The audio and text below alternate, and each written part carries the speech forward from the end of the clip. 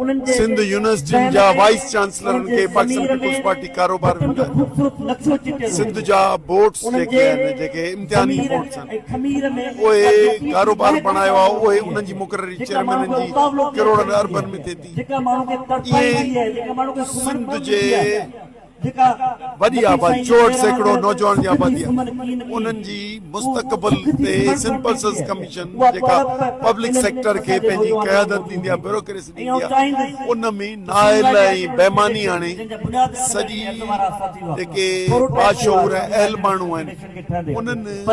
जा दर बंदि पिया कनि जेकॾहिं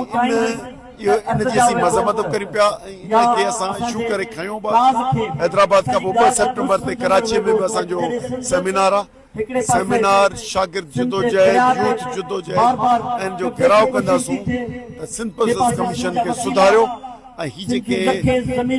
माज़ी क़रीब में जेके पोस्टिंग्स थियूं आहिनि जेके ऑर्डर थिया आहिनि इहे सॼा बेमानी थिया आहिनि जिन खे रद्द करियो ऐं न त